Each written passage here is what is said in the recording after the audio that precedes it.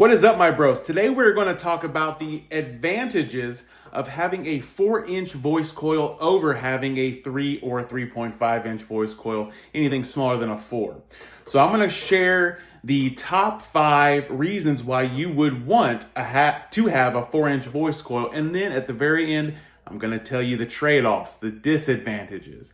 Now, you may have saw a quick video on TikTok or Instagram that shows these same 5 points, but in this video, we'll go a little more in depth on each point.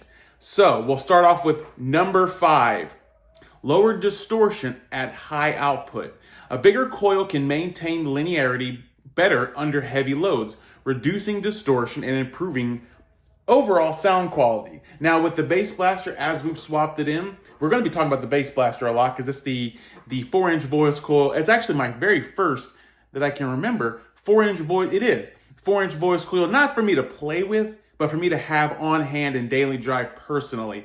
Everything I've always had was a 3 or 3.5, and I've built systems with 4-inch voice coils before, but never had one for my own personal playtime, right?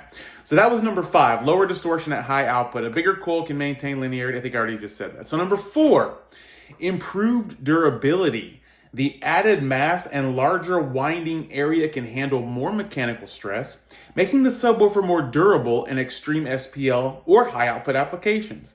So that's something you definitely want, durable. You want the more durable option. Of course, audio folk, we like to push things to the very edge and tear things up. And that's just kind of the culture, man, you know? So anything with more durability, I give that a thumbs up. Number 3, a stronger motor force. The larger coil can generate a stronger magnetic field, improving cone control and excursion, which translates to a higher, more accurate bass response.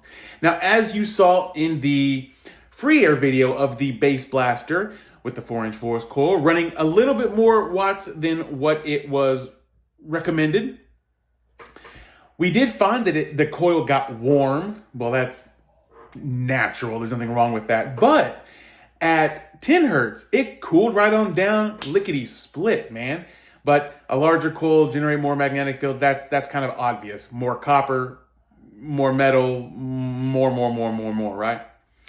Well, did I just say number 3? I did. So number 2, greater thermal efficiency. I think this kind of works with the stronger motor force too, but more surface area means better heat dissipation. Now that's kind of what we saw at 10 hertz when we brought it down, reducing the risk of coil failure and increasing long-term reliability.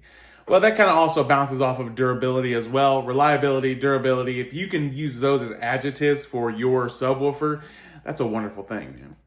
And number 1 would be your higher power handling. Now, this is kind of obvious because there's not a whole lot of low wattage subwoofers that have a 4-inch voice coil on the market. You may be able to get something custom done, but a lot of the 4-inch voice coils are reserved for the big dog monsters, 3, 4, 5K and up type of subwoofers. But higher power handling, a larger coil can dissipate more heat, goes into thermal efficiency, allowing the subwoofer to handle more power for longer periods without overheating or suffering from any compression. Now that's dope.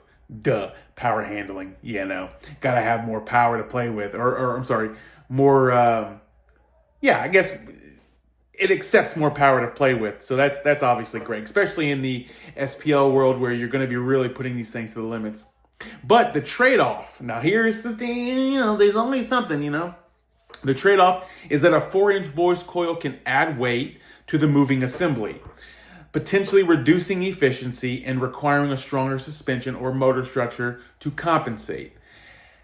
However, in high-performance applications, the power handling and durability are priorities, so a 4-inch coil is the best bet. Efficiency, that's where, you know, you do want it super efficient, especially if you're nickel and dime in every decibel, you're nickel and dime in every wattage. But that might be why in the lower power handling woofers, they don't bother, because if it's inefficient for something that's 500 watts, that makes sense to me.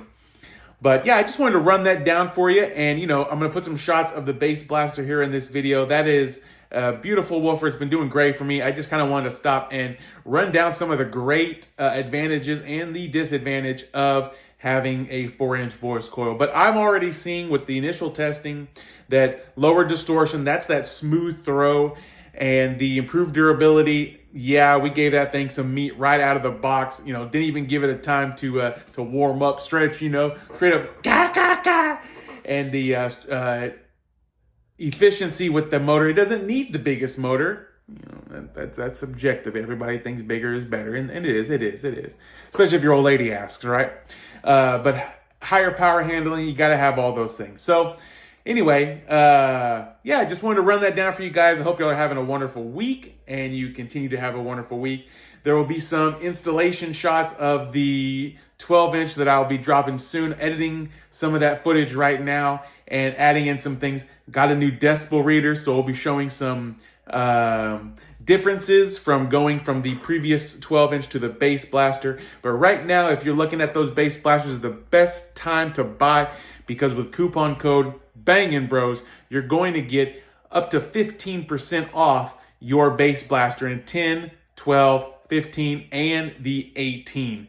So that's a great time to buy because, hell, you got your tax money back in, hopefully, right? I haven't even filed mine yet. Started.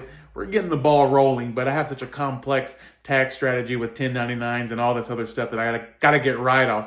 I need like 10 grand worth of deductions, bro. But anyway, doesn't matter. I'm gonna figure all that shit out. But anyway, thank you guys for watching. I've been Tony. You already know me. And from the Bangin' Bros, peace out to the next one.